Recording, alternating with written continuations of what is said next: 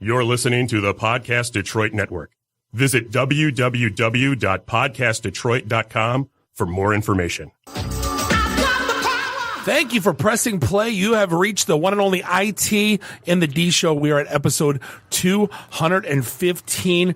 Guest today, Jenkins Ebaware. He is the founder of Samex. He's changing the way the medical profession deals with customers. Kind of a cool story, all software-based. Very interesting conversation.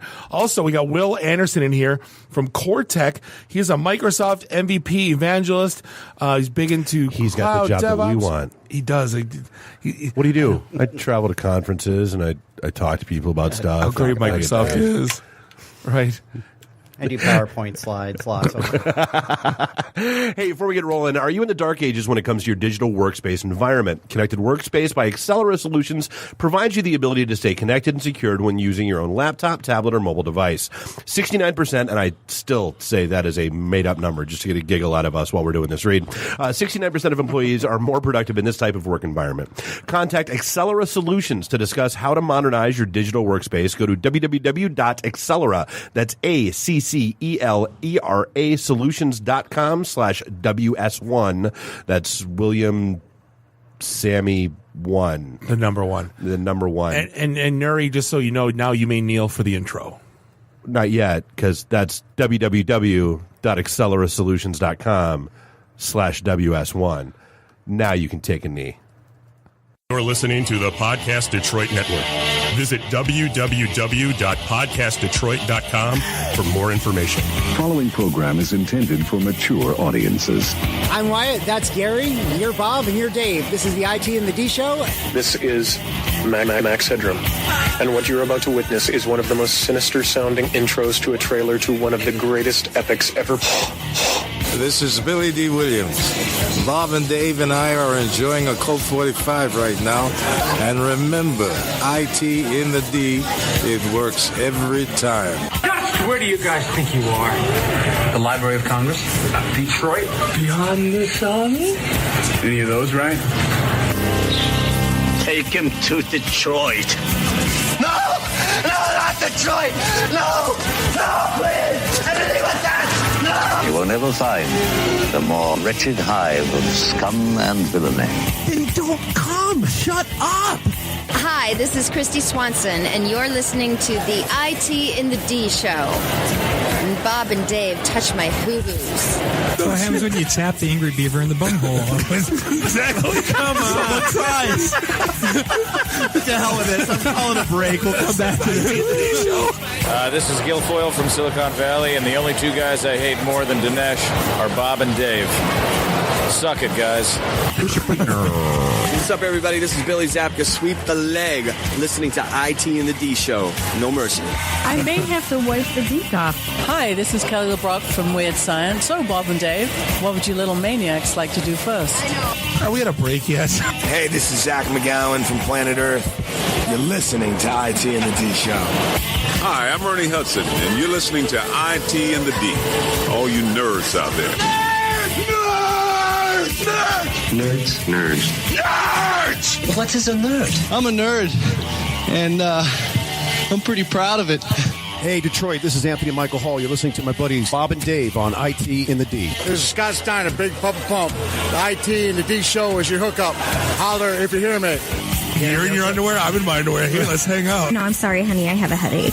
I definitely want to see Bob in his underwear. That's a fact. Hey, everybody. This is Tony Todd. What's happening? You may know me from Candyman, The Rock, Sushi Girls, Zoom, Night of the Living Dead. A lot of pop culture media madness. Anyway, you're listening to IT in the D Show. Business. I'm totally into Dave, but not so much Bob. This is Robert Hayes, the Ted Stryker to my mother. When I'm not hanging out at the Magumbo bar, I'm listening to the IT and the D Show. It's worse than Detroit. Is there such thing as a meat hangover? I love my Monday meat steak. Hey, folks, this is WWE Hall of Famer Hacksaw Jim Duggan, and you're listening to the IT and the D Show. Tough guys. Oh! So, what would you little maniacs like to do first? The question isn't what are we going to do, the question is what aren't we going to do. Ludicrous speed! Sir, had you better buckle up? Now buckle this! Ludicrous speed! Go!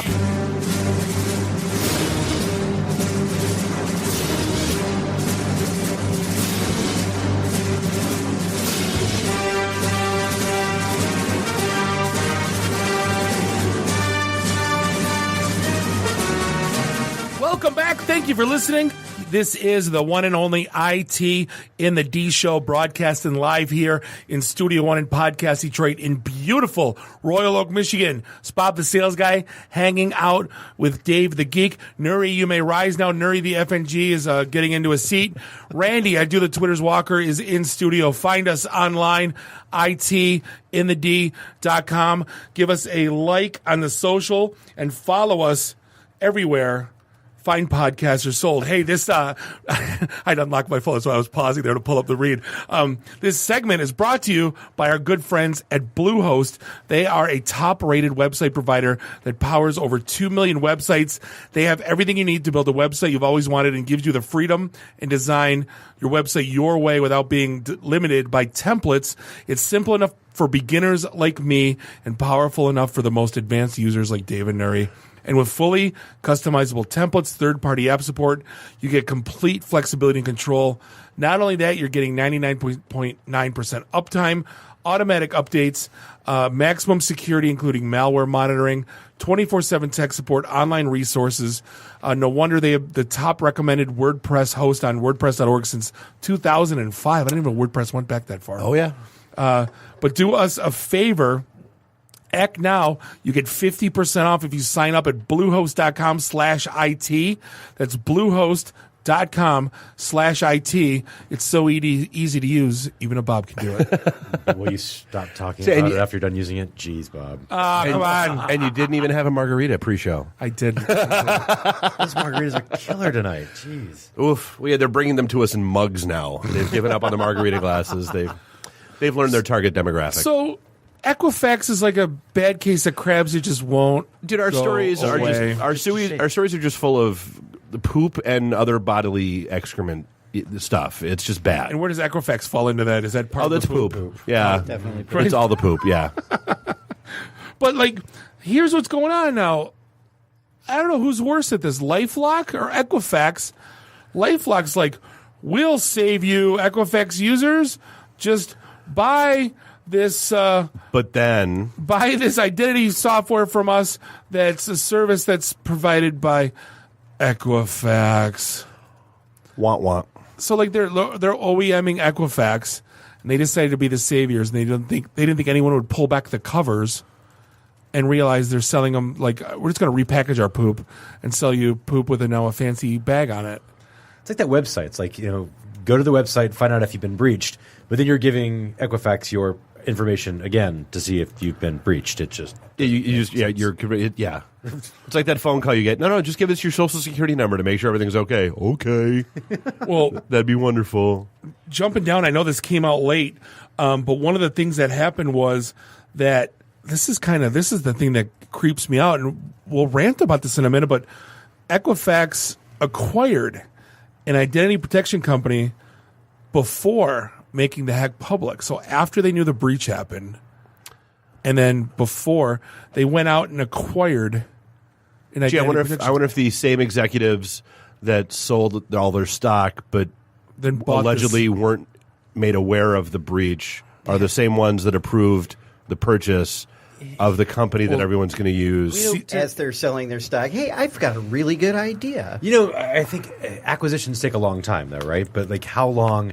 This isn't Equifax's first breach. It didn't just happen in May. Oh, right. Previously, right? So maybe, I don't know. It's kind of like saying, hey, I'm a glass manufacturer, and I will break all your windows unless you give me more money. I don't know. I don't know. I'm just going to leave that out there. No, we've been talking about this every week, too. It's, what are you going to do? We got no recourse. Profit and chaos is what they're doing. Right. It's totally.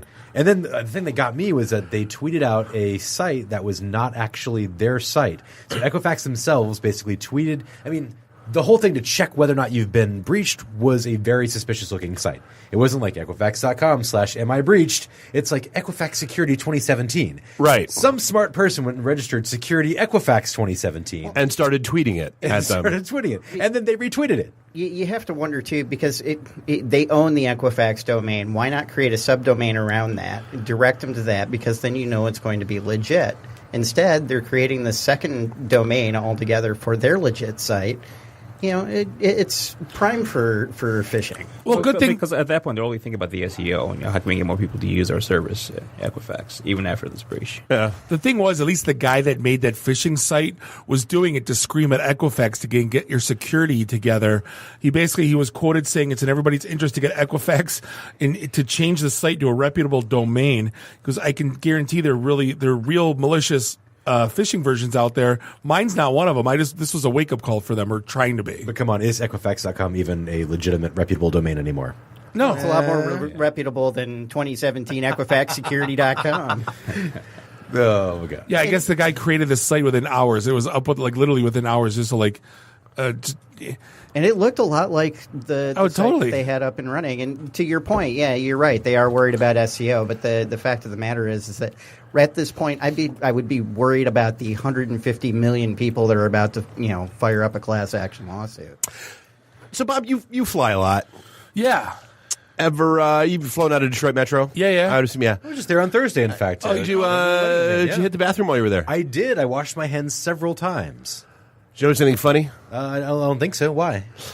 So I love all the tap dancing that's going around this story, where and I want to know how it happened. But they said, no, I got a better question. Go ahead. They're pulling out all of the soap dispensers in all the bathrooms in the North Terminal, right? Well, they're just saying Detroit Metro Airport. It was the North Terminal. Yeah. After what they call a quote unquote unusual substance was found in the soap at several locations. Like dye or well, so what they're saying is that the exact substance is not being identified, but they said it's likely a bodily fluid. Ooh. It's not spit, and it probably comes from a male. Can I say jizz on this show? Yeah, they totally can. Yeah. Can I say spunk on this show? Yeah. So it's jizz hands. Well, actually, since this is an airline and the terminal is served by everyone at Detroit that's not Delta, right? So it's all the other airlines. So I've come up with a few kind of taglines for the North Terminal, right? Okay. So I'm thinking maybe the JetBlue Jizzer. Nice. Or the Spirit Spunker. maybe. Jesus Christ. So, here's what I don't get. The guy in me says, all right, we all seen soap. Soap is usually a pearly color, which resembles said product, which is that you just named. Kind of viscous. Right. So when does we put soap in your hand and go, goo? How do you discover it? How do you know which one's soap, which one isn't? Dude, I'm pretty sure that's why they're taking them all out. Maybe was it mixed with the soap or completely replacing the soap?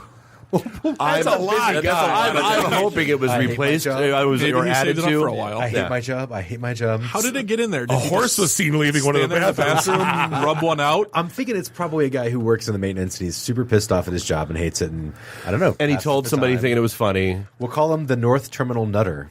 There you go. See, it's a prank call. Some guy just said, I want to be on the news, and he said that he did it. And then he called security, and then now he's on the news, and he looks at it and goes, "Ee!" That's all this is. It's trolling the paper. It's so easy to do these days. But it's a thing. But speaking of bodily fluids, if you weren't dealing with enough after all the hurricanes blew through, and basically just drenched and destroyed large swaths of southeast U.S.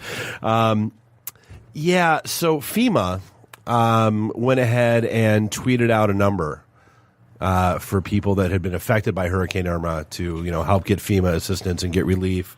The problem is that they were supposed to be sending out an 888 number, and they sent out an 800 number, and so people that were calling this number were greeted with welcome to America's hottest talk line. Guys, hot ladies are waiting to talk to you. Press 1 to connect for free now. Are they talking about my roof that's flown off or the fact that I'm still without power? No? It's HR and FEMA going, hey, we're going to make hurricane relief a little bit more fun. Right? No, it's not what happened. But here's the thing. Okay, now here's the worst part. Did you see what the number is? Roof blue. 1-800-roof blue, BLU. Come on, man. FEMA. Again, people are dealing with enough crap and Yeah, but your roof blew. Yeah, call this number. My roof blew. Right. Your roof blew. There might be some like fake guy pretending to be a girl and got his what in his hand right now. Whoever set up the port number though had some amazing foresight. Dude, this is the thing. This is the thing that happens. I'm in the call center business and I've been for like 15 years. And every once in a while I get a ticket saying, "Hey, Nuri, I called, or having complaints from customers that call our number that hear porn." And I'm like, some smart person out there registers like 1-800-VERIZON, and 1-888 Verizon goes to porn, right? Right, so right. This is a thing to catch accidental dials. It's big business. Come on, FEMA roof blew. You guys are clowns. Bob, Walmart is trying to get you one step closer to your dream. Oh no, this is where I draw the line. I have a line. You might not think I have a line. Like I have a line. I've never encountered the line. Wait, so getting nachos and drinks delivered to you by drone is not your line? No. But someone walking into your house is your line? That's right. Walmart, go on. Walmart wants to, because they want to. Amazon is doing their 1 hour delivery, which is great. They'll deliver booze in Seattle. You got shipped, and they do booze in New York and DC too. I'm a regular once a week ship. You got user. shipped. Bring the groceries to your house. Walmart wants to bring the groceries to your house and put them away for you. Whoa. No. My fridge is an effing mess. I don't know. They're getting nothing in it. And even better, Walmart is testing a service that delivers groceries straight to your home, into your fridge, when you're not home. No, see, here's the thing. You put away stuff in what? Like, there's probably like 5 different places you put away stuff. Right. You have a pantry if you have a pantry. Like, usually cereal goes like somewhere. Your coffee stuff and like your granola bars go somewhere. Your snacks go like in a bottom drawer. And like, you want your deli meat in the tray and their veggies in that tray. And like, and the Pop-Tarts got to go on the 4th shelf, not the 3rd shelf, so I know where the hell they are. Yeah. Next to So now I'm going to get a Walmart employee coming into my house when I'm not home. Well, but you got to and you got to put a new lock on your door, because it's a smart lock that goes on your door that they give the drivers a one-time passcode to. Get out of here. And so they wait. They see if you answer the door. Like, they ring the doorbell. But if you don't answer the door, then they use this one-time passcode to get into your house.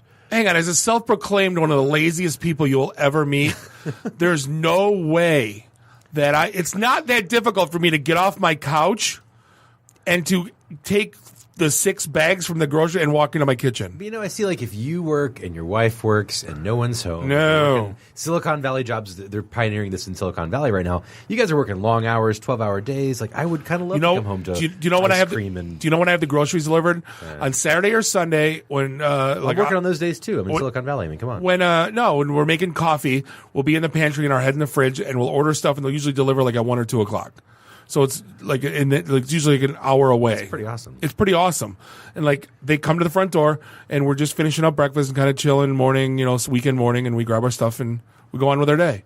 Like no, I don't want anyone coming into my house. Like, again, get takeout if you need groceries that bad during the week.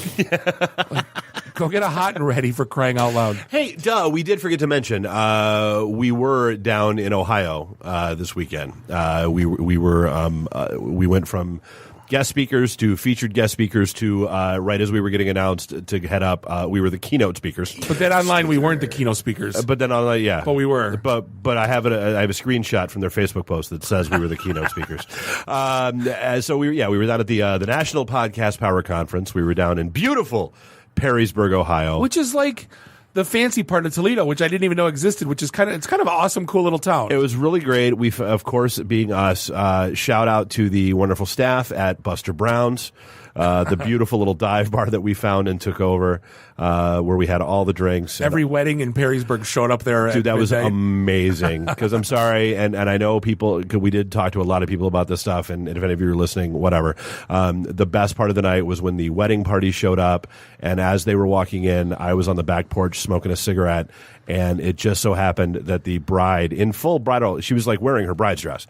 As she was walking there, her ex-boyfriend just happened to be on the back porch smoking a cigarette and started talking mad smack and showing all of the saved photos of her on the back porch. Yeah, boy. That was pretty amazing. Yeah, boy. So yeah, stay classy. Stay classy. Yeah. But no. So I mean, the podcast conference was cool. It was fun. Shout out had to a great old time. Put in a ton of work. Well done. Yep. So yeah. Carrying on.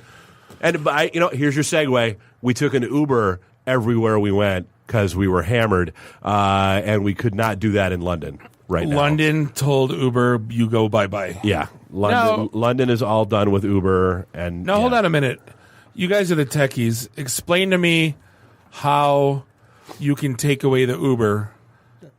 Because geofencing, right? Basically, like if you call a request, you're calling for a city, and basically if you shut off every Uber account or the driver account, you basically stop it, right? Or you basically say, do they have to slap an injunction on Uber to stop it? Is that what it was? I think it has to do with a license. Like they have to. A lot of cities like New York have medallion licenses where you have to be, certain requirements with the city, and you pay a certain amount of money to get it. And I think they basically just revoked their license. I think they have until September 30th, so 5 more days to use Uber in London before it goes away. And I know Uber's appealing. There was a big letter today that the new CEO, Dara, wrote basically apologizing, said they hadn't handled things well, and they're basically trying to come up with something to keep operating. But that's 40,000 drivers in London and 3.5 million customers. That's a huge market for Uber. Oh, that's absolutely. Like saying, New York, sorry, no more Uber, right? That's massive. 40,000? 40,000. Well, and apparently the crux of the entire issue, or at least what they're coming down on them for, is that they're not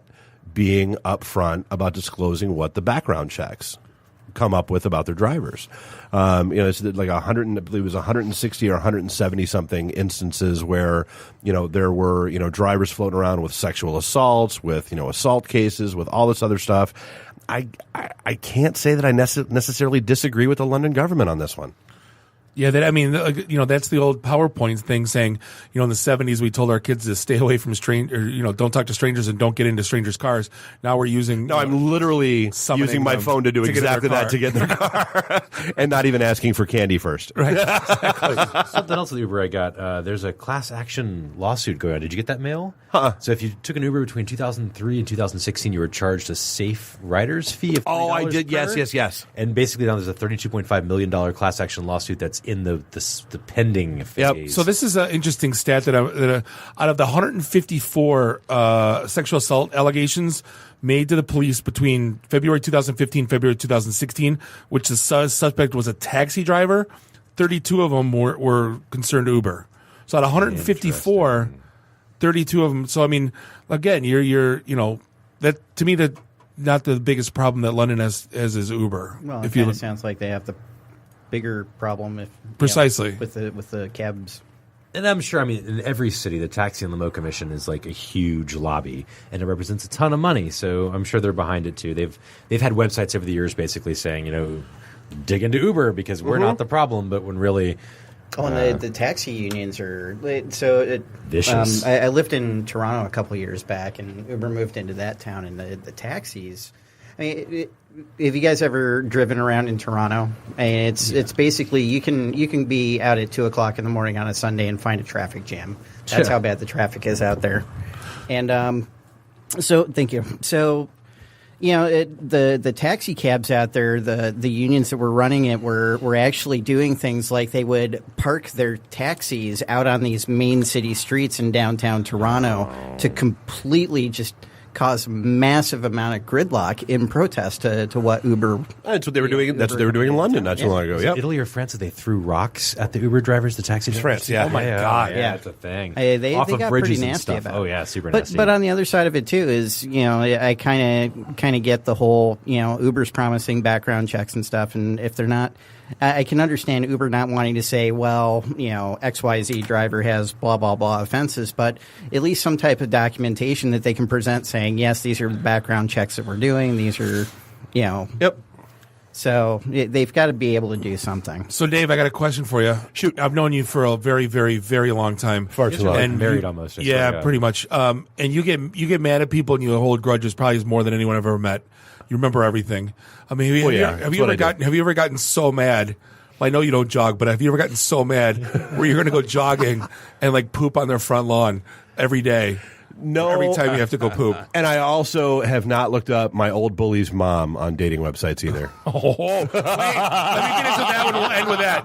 Hold on. Let me finish with this one. So Colorado Springs, Colorado, every day this woman's taking human, the difference between a dog and human, right? I think you would know. One has corn in it, one doesn't. Correct. Because dogs don't eat corn. I don't remember eating any corn. They dubbed her the Mad Pooper, apparently. And like the worst part is like her kids are the first one to saw it. So like she's been putting signs up like on the jogging path in front of her house going, please don't poop on my lawn. Please, like, it's kind of like the slow children at play. Like, you don't know if it's slow children or go slow because there's children at play. Right. This is like, don't poop on my lawn. And like, she doesn't care. Like, she seriously, why do I have to, like, yeah, if I have to have a tag on a hairdryer that says do not use in shower, it's because some moron tried to use it in the shower and sue. Right. And Lieutenant Black, who's head of the Colorado Springs Police Department, who's prophetic, made the quote of the day saying, "This isn't behavior we see on a routine basis." You don't say. No shit, Lieutenant. No shit. To be completely fair, like when I was marathon training, there was a point like mile 13 or mile 14 that it's pretty intense. And I've seen racers poop. Oh yeah, totally. Or like even like off the side of the path, or even and down their leg if they're like competitively running or running for a PR. I ran into a 7-Eleven. I'm like, do you have a bathroom? He's like, no, it's not a public one. I'm like, it's really urgent. And I'm like super sweaty in mile 13. But like every day, this is not some lady who's just like, oh God, this is a thing that I now have to do. There's some kind of personal vendetta. But Nuri, you know what that story? You know what your story says to me? What does it say? You shouldn't be running that far. Oh, there's a simple answer to that problem.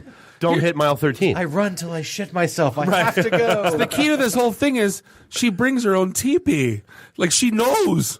Like it's not like it's an accident. Like I'm just like, oh my God, I had like a burrito, breakfast burrito. Now it's hit me. Like no, like this is like planned out. Like it's not like you driving home from Waffle House. No, that was an awful drive. Oh, I didn't have to. Like that was the first time I've had Waffle House since like my 19-year-old spring break in Florida. Oh, it was not a good thing. And we ate the menu. So if you're on YouTube right now, the greatest video I've seen probably in the last, 3 months, that's how the internet works. You forget about it as soon as you see it. So I'm going to paint the story real quick. This woman calls a radio station and basically said, hey, I'm single. Well, we've all heard these on. I mean, like local radio stations do it. You know, it was the War of the Roses for a while. Yeah. Where some idiot, the one that got away, right? So it's like I'm dating a boy that's 20 years younger than me. And it was the best guy I've ever had, and I want to find him. Well, so yeah, so it's he went dark on me. He ghosted on me. Yeah. So yeah, it's we went out, we had a great dinner. He was the nicest guy ever. We went back. The sex was fantastic. We did it multiple times that night. Yeah. I thought for sure this was a thing, and it was going to be great. So they called the guy. They said, "Hey, we got so and so on the phone." And no, because he's all cautious, which as you should be. Yeah, totally. They're like, hey, this is 96 point whatever, and he was like, yeah. He's like, well, we've got someone who wants to talk to you. Said that you were the best guy ever, and he was like, yeah. And he's like, well, and her name is, and he was like, and he lost it. I've never heard anybody start laughing that hard that instantly in a long, long time. So anyway, as the story progresses, he said, oh, I didn't want to date her. This guy that bullied the living hell out of me in high school, this is his mom, and I wanted the ultimate get back, so I waited 20 years so I could finally tell him I banged your mom. Oh, shit. Wow. That's stone cold. That's amazing. And she's on the line hearing this. And on top of that, she's like, well, I'm going to press charges. He goes, well, then I'm going to text your son the picture of my in her mouth. And then she was like, she's like, well, you took pictures of me against my will. I didn't, or without my knowledge. Like, and he's like, I did. You're looking right at the camera, smiling. Look it up on YouTube. It is the best 5 minutes you're going to spend. And it's outstanding. It's the biggest revenge story. That is a 20-year plot line. And dude, and the line is pretty much right down the middle. Like when I see comments on this story, women are like, that is the worst thing ever. He's a horrible human being, yada, yada, yada. Guys, he's a god. Because there's that one guy in high school that you would, like, it's like Billy Madison where you put on you cross the name off the list that's on your wall. Everyone has that list on the wall. Like those 3 guys that, Well, dude, you remember I came here one night and I was, because I asked you, I'm like, hey, because I'm watching kids at the ice cream parlor, getting my kids ice cream, and I'm listening to them banter back and forth, and I'm like, I'm confused. Is your mom added me on Snapchat, the new I F'd your mom. Oh. Because that's what they were. Oh, yeah, your mom added me on Snapchat. Oh, yeah, I added your mom. Your mom added me back, man. So, yeah, I mean, that's been a thing for a while. So, hey, we're going to take a quick break. We're going to be back with Jenkins Ebaware from Samex. This is the IT and the D Show. And we'll be right back. IT in the D. Read, meet, listen. Networking Detroit, one beer at a time. Hey, this is John Schneider from Nip Tuck Smallville, the haves and the have-nots. Oh, Dr. Quinn, Hot in Cleveland, Secret Life of the American Teenager, and just about everything you can possibly imagine. And oh yeah, the Dukes of Hazzard. You're listening to Bob and Dave. It's the IT in the D show. ITinthed.com. Welcome back. Segment 2, the IT and the D Show, broadcasting live here in Studio 1. Bob. Podcast. Bob. Detroit. What? We're one away from You know what when I next week said- is? Yeah, it's 216. You know what that is? 200 episodes passed when I said we would run out of crap to talk about. Just want to make sure you know. Yeah, I know. I know. You remind me every 2 weeks. Sitting here in Studio 1 in Podcast Detroit in beautiful Royal Oak, Michigan. This is Bob the Sales Guy. That is Dave the Geek. Nuri the FNG is in the house and sitting peacefully. And also Randy, I do the Twitter's Walker, is in studio. Find us online, itandthed.com, because we are IT and the D, and you just you still aren't, and you're going to be so mad pretty soon. Love you, muy, It's going to be muy. amazing. Mwah. Muy, muy. Mwah. Long time. Mwah. Today's show is brought to you by Audible. Audible has the best audiobook performances, an unmatched selection, and the most exclusive content. I have to think about when I listen to audiobooks, the Harry Potter series. So Jim Dale is my absolute favorite narrator of any type of books. He's got the most incredible voice, and he does like slightly different voices for all the characters. Even though he's just one audiobook narrator, he has a voice for pretty much every character in the Harry Potter series, and it's amazing. It's basically like you were transformed into that Harry Potter world. It's the most crazy, immersive experience of audiobook listening, in my opinion. And it's because every Audible sci-fi performance, it's so powerful, it's basically like transporting you to another dimension, even while sitting in traffic or working out. So start a 30-day trial. For us, it's sitting in traffic. Right, exactly. We have voices for radio, that's for sure. So start a 30-day free trial about your audio, or start a 30-day free trial, and your first Audible book, it's free. So learn more at audible.com/IT-in-the-D. Once again, that's audible.com/IT-in-the-D, all put together. I still think it's awesome that I bought Jim Gaffigan, Dad is Fat, on the Audible book, and Jim Gaffigan read it. His dad is fat. Yeah, I know, because that's my kids say, "Do I'm fat, Dad?" But like, I couldn't believe like he actually read the book. I thought it was just gonna be some like voiceover, Some random guy. Yeah, like how cool is that? Anyway, so hey, we have a great guest. He's my former neighbor. Known him for years as an IT manager in the healthcare vertical, but he went out and ventured and started his own company. Thought he had a pretty cool story to tell, but we have Jenkins Ebawares in the house. Started a company called Samex. How you doing, sir? Doing fantastic, Bob. Thanks for having me. How you Good, doing? good. Never been better. Welcome to our little home away from home. Yeah. I mean, I've heard about IT and D for a while. You know, I've listened to you guys, so I'm happy to be here. Good. So you were kind of a jack of all trades as an IT manager, but you more primarily focused on coding. And you were telling me before the show you kind of found a little, I guess, something that's been lacking kind of in the healthcare business. What are you doing now? Security, right? That too. That too.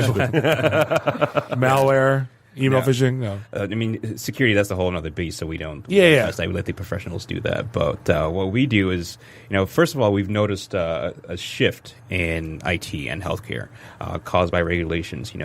A few years ago, they had what was called a fee-for-service model, which is you went to the doctor's office and you had to wait with a lobby full of people. And now there's been a shift to a value-based model.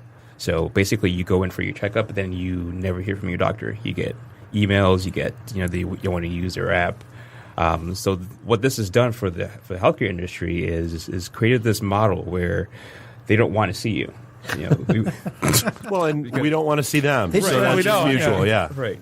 So we just want to know we're not dying next week. Exactly. Right. So they're using technology to take care of you without actually seeing you. So you've seen a surge in the market of the new technologies. You've heard about IoT. Well, there's the health IoT. They're using wearable devices, your Fitbits, your tablet devices. They're putting sensors in homes that can check where you are in each room. I went to the HIMSS conference 2 years ago in Chicago, Illinois, and it's amazing that you can, with a sensor device, they can track that you're sitting in the living room, you're sitting down or laying down. They can track falls. They can track you taking your medication, your body temperature. So what this has done is created this new industry, this health IT industry. So I think I can I've always been interested in healthcare. And IT is just kind of in my blood. Well, yeah, and I mean, I'm not going to lie. I thought it was one of the coolest things ever. Like, not too long ago, I woke up just feeling like death, and I hadn't been out with Bob the night before. So, I went and checked, and like, you could do the entire doctor's appointment was through my phone. Like nice little WebEx, and I mean, it was like they wanted to check and see if I had strep, so I had to get in this awkward position with my phone and a flashlight so they could see the back of my throat. And they called in prescriptions right then, and like I didn't have to leave my house, I didn't have to leave my bed. It was amazing. Yeah, that is telemedicine. Yeah, so, being able to diagnose you and your symptoms. Yeah, so actually seeing you. So I mean, the screaming question at me is, so if the doctors don't want to see you anymore, what are the doctors doing? No, I'm being honest. Like, because they're practicing medicine. Well, my wife's perfect. My wife's a PA, and then she's hired so that the doctors don't have to see the people that, But it gets really serious, and they go to the doctor. But like this, it's like you're eliminating the doctor altogether. Like, what are they doing? Like, well, you're not completely eliminating them. They do have your annual checkups, but unless you have a chronic condition or an emergency, they want to take care of you from the comfort of your home. Sure. Right. So what they can do is focus on, getting more patients. So that's why I started Samex, is I saw focus on getting more patients that they're not going to see. Well, with private practices, especially in the post-acute care part of healthcare, which is after you're diagnosed from the hospital, the model there is let's get as many patients as we can. And I've even seen a shift where they go from calling patients clients, which can be helped because that is their revenue source. Sure. But I always feel that you should make the patient care the utmost priority. So I mean, if I could honestly, if it was as simple as me walking through a door for 15 minutes, getting my BP and my blood work done, I would go to the doctor every 3 months. Like, just to make sure my vital, my stuff was good. Right. And now it's a process. You got to take a half day off of work. See, if you didn't have Shipped delivering all your food from Meijer, you would know that the pharmacy at Meijer has the little chair you can sit in that does your blood pressure and weight. Not the blood work though. That's what just I blood need. pressure. I can do that at home. Idiot. Yeah. So I started Samex because my career has taken kind of an interesting path. I started out in web design, which is one of the things we do. I started in web design, and I got into healthcare as an analyst, where what I was doing was helping physicians identify gaps in care, places where they missed that procedures that need to be performed, where they missed that hospital visit. And then find gaps and helping them, reach out to patients. And now I'm in healthcare IT, which is kind of combining that analytical aspect of making sure we have all our bases covered with our patient care and also the technology. So that shift has affected, the healthcare IT space, but also development too, because you're seeing new development technologies come out as well, things that can help create solutions faster. So you've seen a shift in mobile apps, for instance. Whereas before, everyone, the only way to create an app was by either programming with Android or iOS. What you can do now is with technology like HTML5, you can create hybrid apps, which, your site is built with HTML5, JavaScript, any libraries that you prefer, and they can be wrapped in a shell and deployed on a mobile device. So you don't have to go through the long process of creating an app in a native environment using, Objective-C or whatever you want to create your apps with. I think too, like WebRTC, right? You could basically pipe in a video call to your doctor right from a web page and not have to go through an app. Yes, exactly. And that makes deploying solutions faster because with a hybrid app, you don't have to worry about updating the architecture using that native language. You just create your updates on the web end, and that pushes directly to the device. Right. So, I guess another thing is when you look at how patient care is, it's predominantly old people. Am I wrong? You have the young people, which would adopt this very quickly. And I'm talking, sub 45 crowd. I mean, they just have to have just the old school doctor office stuff for the older crowd, or are they trying to enable them in some way, shape, or form? They're trying to enable them because as you're right, that is a big portion of their patient population. But they still need to have these measures in place. There's methods of reaching these patients. So you're seeing a push where they're deploying tablet devices. So, if you come into my practice and we'll give you an iPad, I'll sit in your home, you can use this one button, you can do a video call with me. So instead of teaching them how to use their own device, they're providing them with the devices and the training to help them take that step. Yeah. So was it last week? If you go to the doctor, you get a free iPad? That's kind of awesome.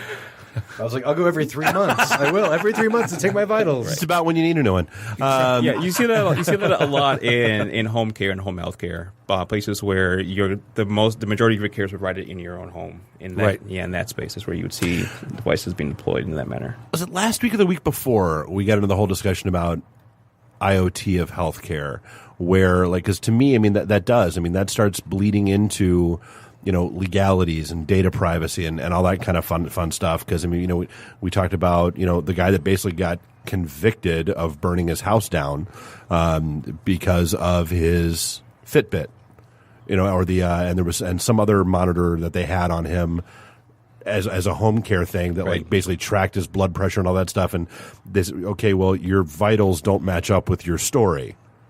Because he said he woke up and his house was on fire. Well, it showed him walking around his house, for the 2 hours before the fire started. A 10-pound object that was probably liquid because of the way it shifted around a little bit. Right. Your other hand was like you're playing tennis. You were striking a match. So you were either putting gasoline all over your house or you were in the Detroit Metro Airport bathroom. So, yes, I mean, I'm interested. How much of a concern, is that? Does that factor in to what you've got going on? There is a concern there because you do have privacy issues to be concerned about, and everyone knows about HIPAA. Anyone who has anything to do with healthcare knows HIPAA. And as a provider, before you can deploy any solution like that to the home, you need the authorization of the patient. But what happens if that patient then gives that access to the pizza guy that comes in, or gives that access to the estranged son or daughter? To Walmart delivering your groceries. Seriously. Yeah, well, I mean, and that's where breaches can happen. People don't think that breaches happen, at the end user end. They always think it's the system, there's something wrong, you were hacked or whatever. But, a lot of breaches, especially in healthcare, breaches occur at the patient level. Yeah. Right. No, God, well, I mean, it's gotten better. I mean, I remember when my grandparents died and cleaning out their house, and every mother of God, there had to have been 87 boxes full of paperwork that had their SOCH on it. Right. Because that's how they tracked everything back in the 40s, 50s, 60s, and 70s. It was you didn't have a patient ID number, you had your Social Security number. That's a good point you brought up. It surprises me still, and today I see a lot of companies still operate on paper. And a lot of healthcare organizations still have the patient records on paper. And I know of a few cases where an employee was fired by the owner of the company. Came back the next day when the owner was on vacation. No one in the office knew she was fired. Walked in and grabbed the filing cabinet or a bunch of employee and patient records and walked out the door. Here's the thing, though. You look at they went into EMR kicking and screaming. Yes, all the doctors' offices. They don't want to deal with any technology. I mean, we do cloud storage. What doctor's office you ever heard of that's advanced enough where they're doing things like dumping stuff in the cloud? Is there anyone? It worked that way on Star Trek. Star Trek. But you follow what I'm saying? It was hard enough to get them into EMR, but now they're almost saying, hey, no more paper. We want to put everything, replicate to the cloud, and put in servers. And what are you going to do, dude? But they need the chart to flip through in the little thingy at the foot of the bed so they look official. Like I don't. Well, they're picking a screen, but you don't really have a choice if you want to continue to make a complaint. I mean, the shift to an EMR that was partially enforced and created by and I guess from the government. But jargon standpoint, EMR is electronic medical records. Right. So it is a system that allows listeners might not. It's electronic medical record. It's your entire medical history available electronically for any physician. But yeah, all the doctors were kicking. Which sounds great. It sounds great. But then your entire patient history is out there in a single record somewhere. Yeah. Yes. Yes, that's right. And then don't even get me started on the fact that you have two major giants, Epic and Cerner, fantastic companies. We've done some work with Epic, but now you have kind of like the big three of healthcare, IT, and EMR. You have Epic, and you have Allscripts, and you have Cerner. These are three major companies that handle electronic medical records, but none of them talk to each other. So if you go into a practice that works with Epic and you go to a practice that works with Cerner, they can't communicate, at least not easily. So now you have the government coming in and saying, now you have to talk to each other. So it's unsettling for me because now we have to rely on government regulation to tell us how to care for patients. I mean, it doesn't sound like it's relying on it to how to care for patients, but I mean, it's almost like the. I guess they could have at some point, done what a lot of the major like automotives and those guys did with their suppliers. You've got the ANSI and Equifax standards for EDI, and that's how this is what a purchase order looks like. No matter where it comes from, no matter who gets it, this is what this record. When you see an 820, God screw me for remembering this. That's what that looks like. I mean, and you've got this. You do have the same thing going on now with connected car. You've got, all right, well, Ford's doing this, GM's doing that, Fiat's doing this. Then you've got Amazon that wants to come in and be this. You've got, Sounds like two companies in the middleware business need to get started. Yeah. No, seriously, like, that's all I thought of when you said they don't talk. I'm like, well, hi, listen, someone go start a middleware company. You make millions. Yeah, go be the Covisint for healthcare. Right. Right. I was doing a lot of work with healthcare IT for a while when I was doing Cisco consulting, and there was a lot of things that hospitals wanted to do with outbound dialing and helping remind people today's an asthma action day and things like that. And it was basically a part of the triple aim, which for the listeners at home, triple aim is basically how hospitals were getting paid for a while, to increase patient outcomes. Do you think all this technology is going to actually increase patient outcomes, or is this going to just get us further away from our doctors? I think both. Yes, because I think now we'll have better methods in place, the tools in place to perform that patient outreach and engage the patient. But also, it does keep the patients away from the physicians because I can do everything I need to do for my checkup at home. I'm not coming in and having FaceTime with my doctor or getting that medical exam. I'm doing it all from my smartphone app. But think about that, though, for a minute. I'm going to cut you off, Jenkins. You think about you get push notifications. How many push notifications do you get every day on your phone? Thanks, Too damn many. You do not get one from your medical provider. You would think it would be very easy to implement a system where you'd say, hey, you haven't had a checkup in 6 months. Time for your physical. Yeah. Hey, get your time for your physical. Hey, fatty, get your butt in here. I'm going to weigh you. No, but I'm being funny, but I'm being serious. We noticed that you're at Oktoberfest. A lot. But and your arm's been curling quite a bit this evening. But one of the reasons why people don't go to the doctors for procrastination reasons. Push notifications, they're, oh my God, doctor's on me. I got to get going. I got to schedule an appointment. Well, yeah. If you made that process easy, they would see more people. I'm just kind of throwing but it out some of there, it's also the, okay, great. My appointment's at 1:00 and here I am still sitting in the lobby at 2:30. That too. I got a life. Yeah. Going to your point earlier, it takes half a day. Right. But I think also it's kind of designing the solution around the fact that, okay, well, now you need to get access to the patient data to let them, make them aware that they have an upcoming appointment, which also means that you're going to have access to their name. You need their phone number in order to be able to do the SMS push.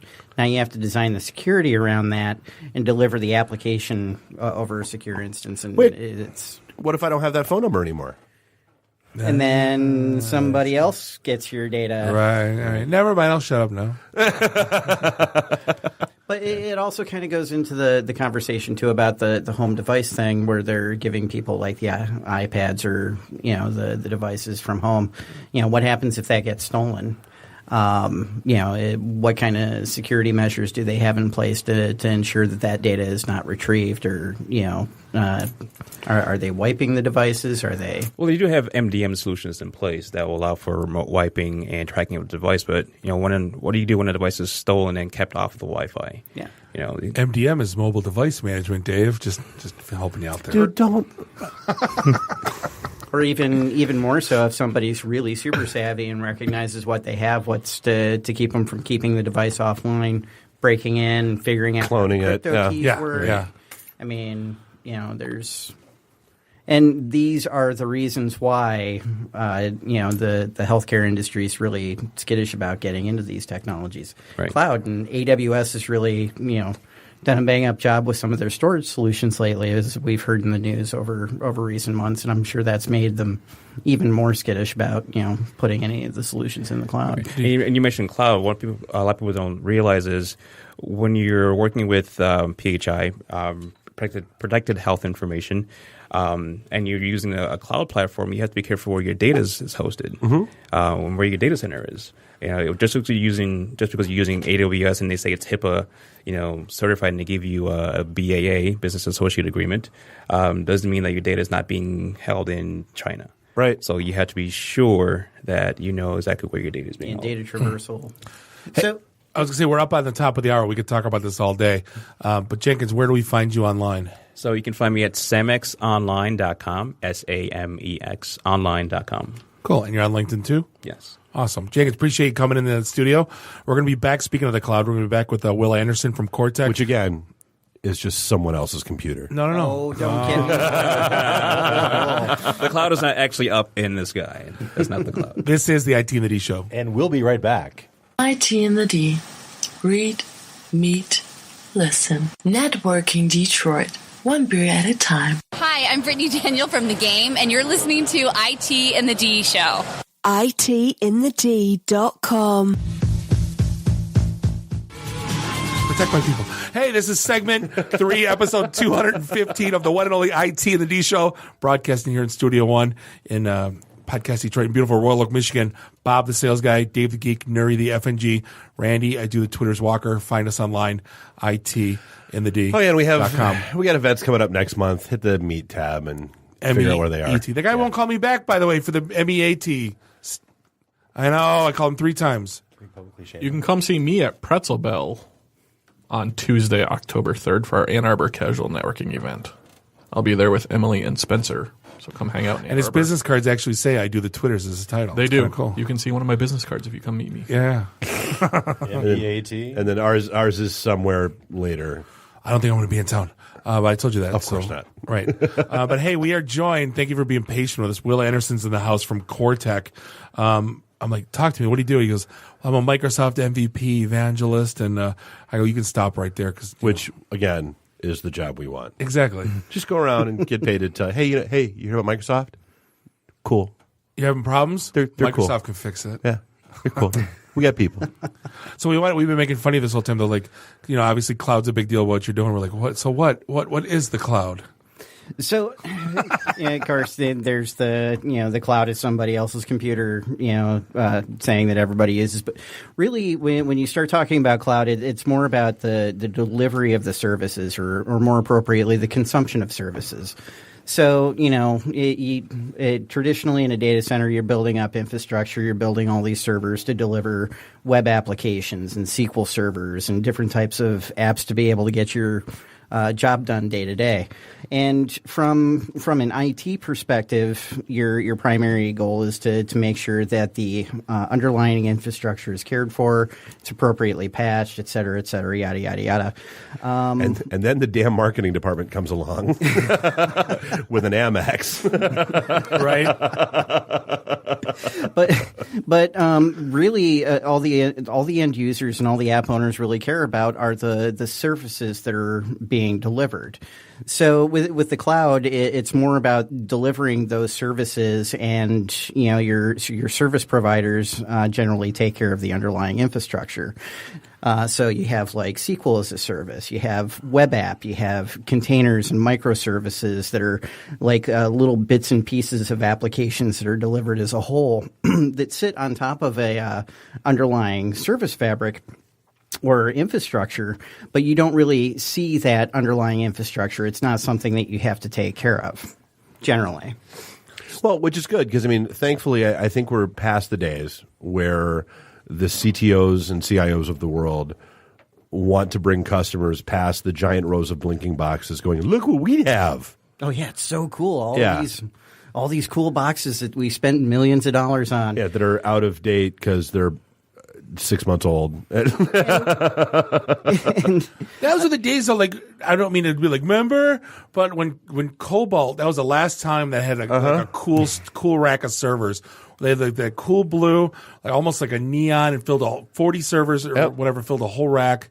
God, those are like, and no one else has built anything like, everybody else is kind of whatever. Well, yeah. Also, if you think about it too, when you have all of that metal in a data center, typically when you're building it out traditionally, you're planning for peak traffic, right? So I have some experience working with the big threes, and typically with those companies, take their web farm for instance.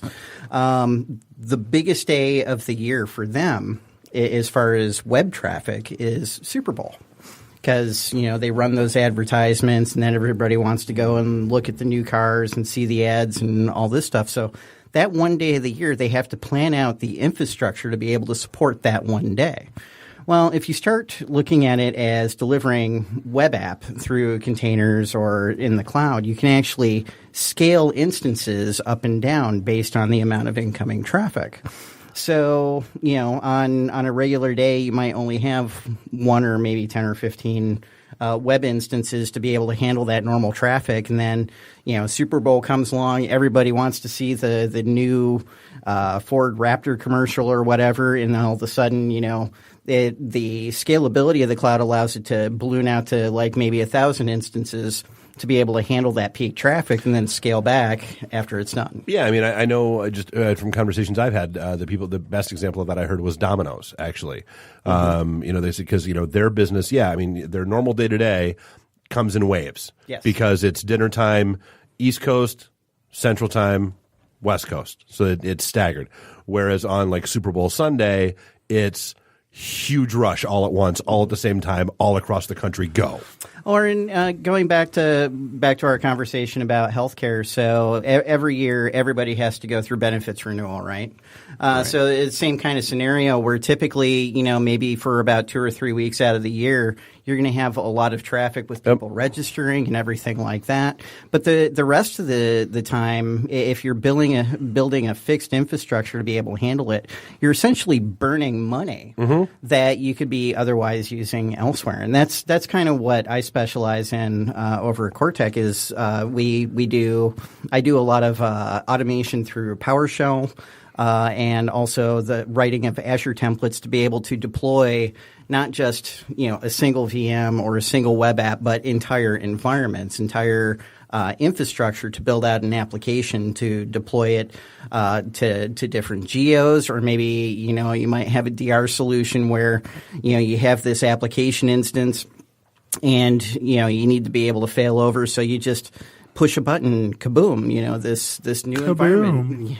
Where's the poof. kaboom? This new environment builds out for you, and actually, it even ties. I'm just picturing like probably a bad I'm picturing idea. a commercial for a cloud hosting company with like a magician, like the old cartoony magician, and poof. You have a new instance. I do it when I'm talking at those fancy presentations that you were talking about. Is I'll typically show them nothing up my sleeve, nothing in this environment here, and then run some code. And 15 minutes later, I've got like 10 servers and a running web app. So it's cool and fun, but on the other side of it, it's really comes down to money and being able to deliver applications reliably. So Well, and I guess that's a good question. So, like when you're looking at, okay, so instead of planning out my own infrastructure to support that peak, what does that look like cost wise? So, okay, so instead of managing and maintaining all of my own stuff, what does that move to the cloud get me? So it really depends on where the application lies. Sometimes you can get away with building a web app or using containers and microservices to really deliver something that's light and nimble and scales relatively easy. And from a cost perspective, because so much of the underlying infrastructure is automated and handled under the covers, it's actually really, really cost effective. Now, some applications are what we like to call legacy applications, stuff that requires full built server. You can still get it into the cloud, but there's a lot more design consideration that you have to take into it.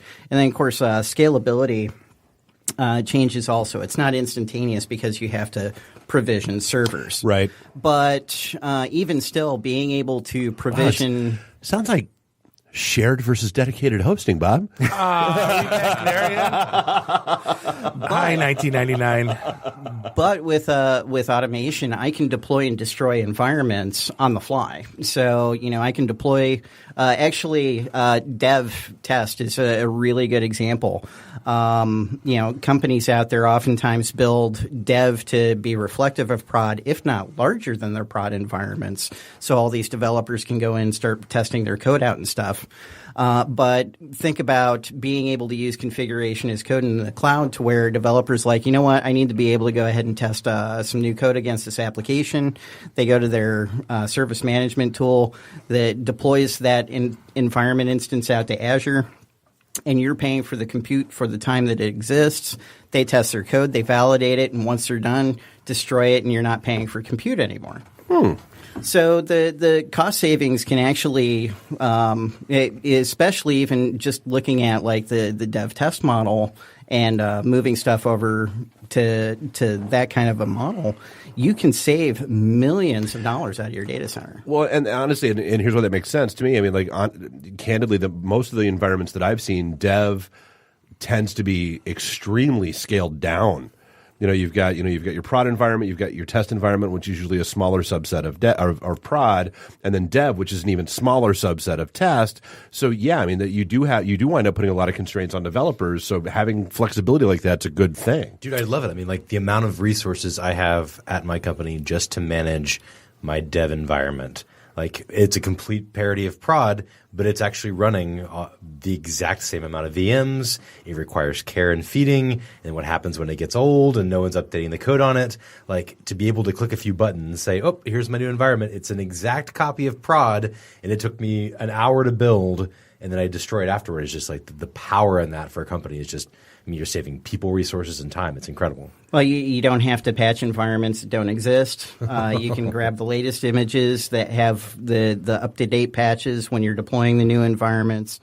And then, so there's all of, the care that you mentioned. The other side of it, too, is once you start going configuration as code, you really start embracing that pets versus cattle mentality. I don't know if you guys have heard about that. Yeah. But, it's very much in the cattle perspective of I don't care what my computer names are. I just know that. I thought it was that don't name your cattle because then you're going to eat them. And I'm right. Yeah. Or I always say that. Or as we usually say, with a pet, you love it, you feed it. When it gets sick, you take it to the doctor and you care for it. And if it costs too much, then you throw it away and get a new one. Exactly. Did I say that out loud? Throw it away. With cattle, you shoot it in the head because you can get another. But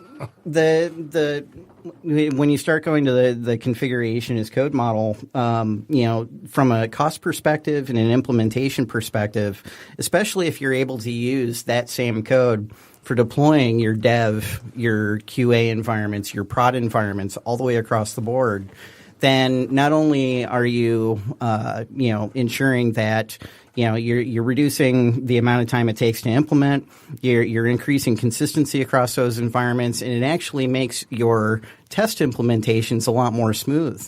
one of the challenges that I always faced when I was doing server administration was as we were doing patching. I'm a long-time SCCM guy, right? So patching was one of my things.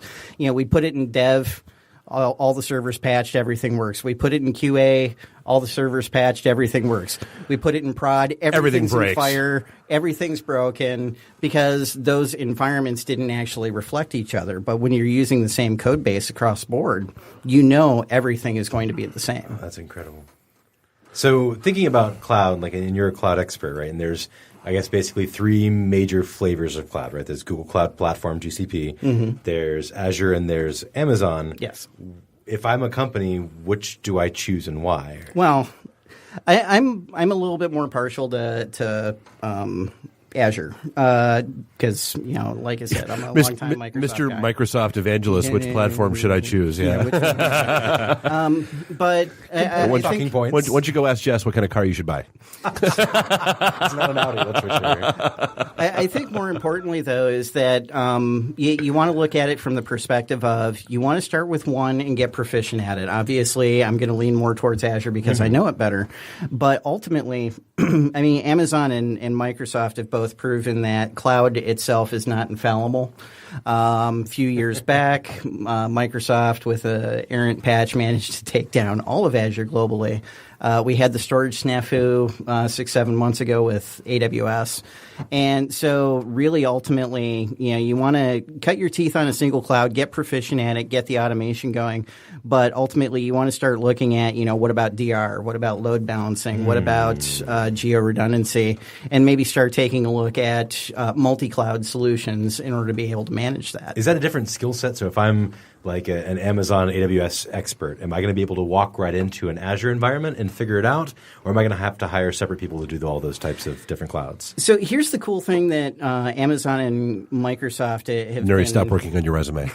Hold on, I'm updating it right now. So Microsoft and Amazon have been kind of doing this. Yeah, we do cloud. We're together, but we're not together. And I like her, but I don't like her. Like me and all my girlfriends, I got it. Frenemies. We're just in the same room. But no, it's so Amazon and Microsoft both support PowerShell as an automation code base. Both of them support JSON for templates and whatnot. So if you have those two basic skill sets, which by the way, again, I teach PowerShell. I actually run a user group out of Farmington for PowerShell. But if you if you learn those two code bases, PowerShell and JSON, and I really recommend doing PowerShell first, it kind of feeds into understanding JSON. But once you understand those two code bases, really you can go to either one, understand what they're doing, and figure it out from there. Super cool. So what's we've kind of gotten into some specifics. Like, what is your typical day as a Microsoft evangelist? Like, what is it that you do here? So use Apple's keynote, right, to demonstrate, right? Yeah. I actually wear a couple hats. So at CoreTech, I'm what they call a cloud solution architect. So, typical day can be anything from ranging from designing solutions in code or going out and meeting with customers. And then the other side kind of feeds into the MVP, and it's all over the place. So I do travel frequently to talk at different events. I actually sit on the board of directors for DevOps Collective, which runs the PowerShell Summit out in Bellevue. Cool. I also, go out to Hanover for PowerShell Conference EU, and then also teach at Tech Mentor. This year was my first year. Been writing books, so wrote Master PowerShell Tricks Volume 2 with a couple other MVPs. I'm in the process of writing a book on understanding and authoring Azure templates and taking that perspective of, I'm a Windows Server guy, how do I understand how to write this? Makes sense. So I do that. I do a lot of mentoring. So I help. I think Nuri's in love. Look at him. It's like I guess it's good we're sitting next to each other.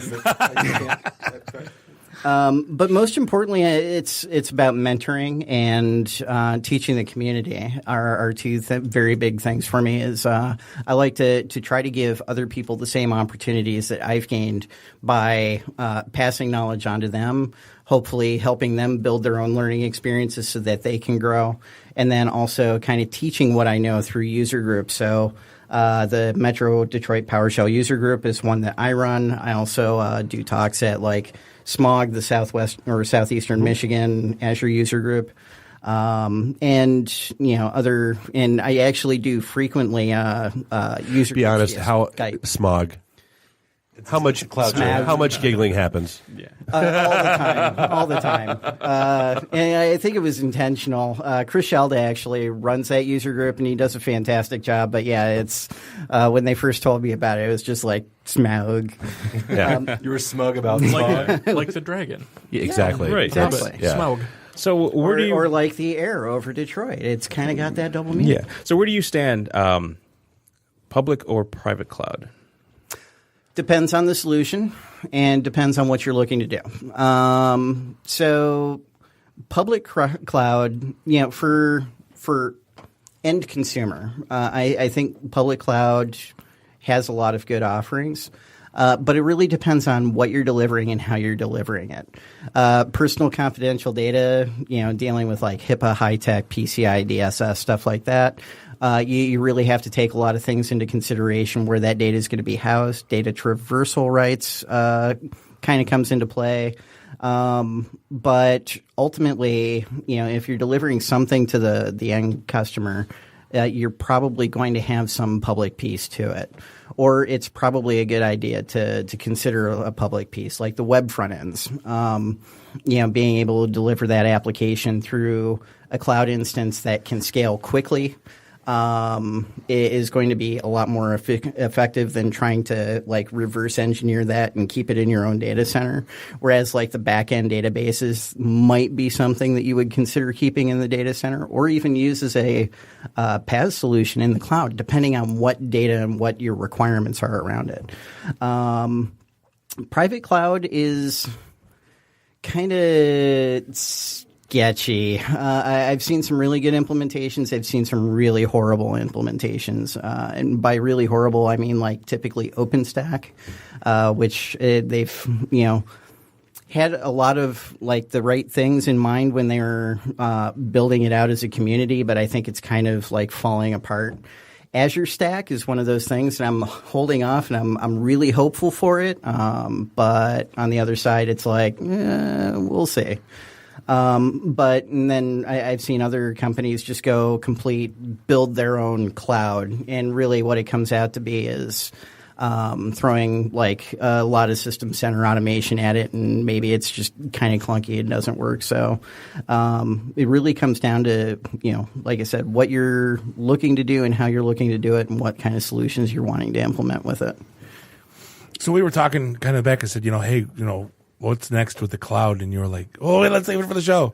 So let's, we're getting towards the end of the segment, but what's, I guess what's next with the cloud? I mean, you talked a little bit about the container stuff and kind of that, but what's next? So container and microservices are huge right now, and it's only going to get bigger. So things like Lambdas in Amazon or Docker or Pivotal Cloud Foundry is one that you probably heard in the news locally a lot.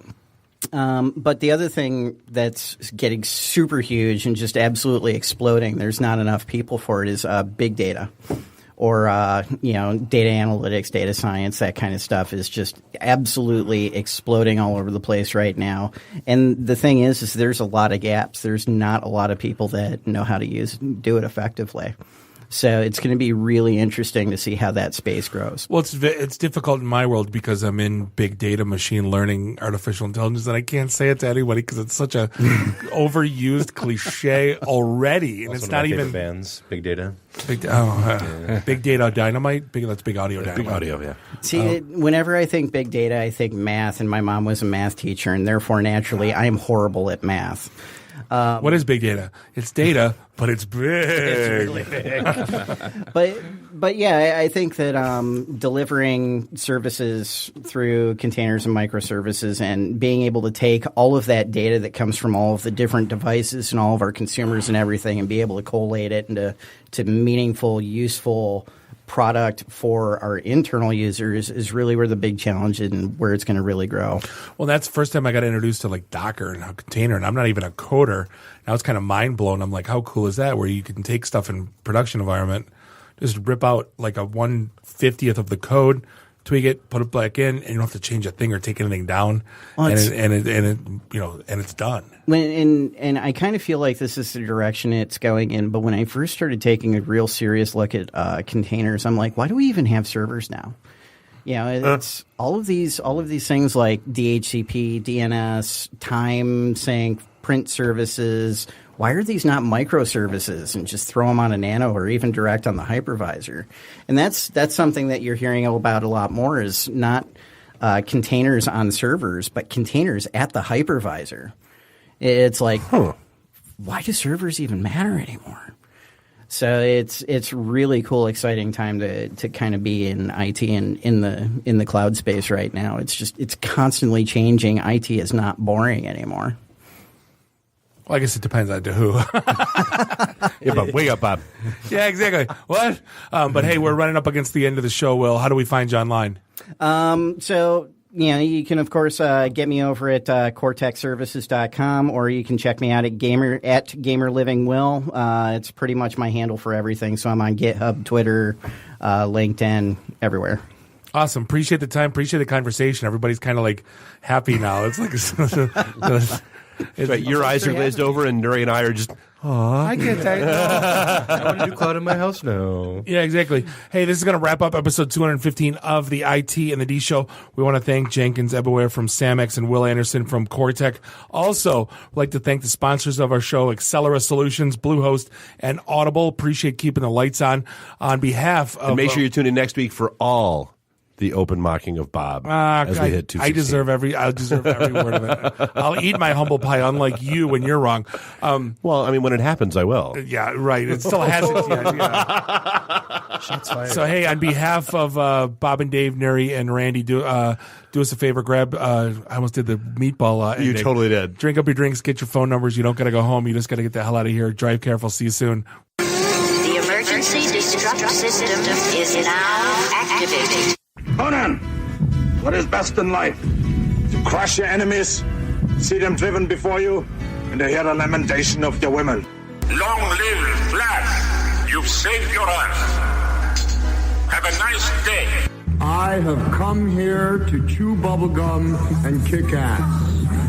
And I'm all out of bubblegum. Nice shooting, son. What's your name? Murphy. Make the run.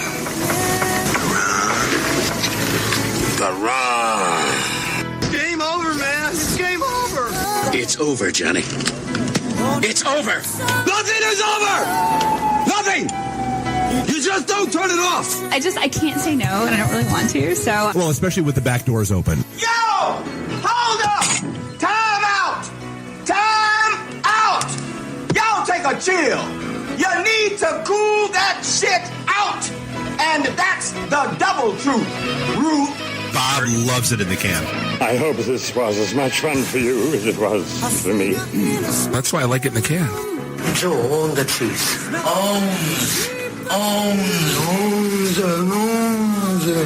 Fear me. My job is to make sure this program is morally upright and cultural and wholesome. Shut up, Mimsy! Shut up, Mimsy! Shut up, Mimsy! Why would Buick put their cars next to the Bentleys? Why? That's not marketing. The alphabet. It's brilliant. Yeah, I can't take that position. That analogy sucks because it's right. Because you're getting your 8-track tuned up. Are we at a break yet?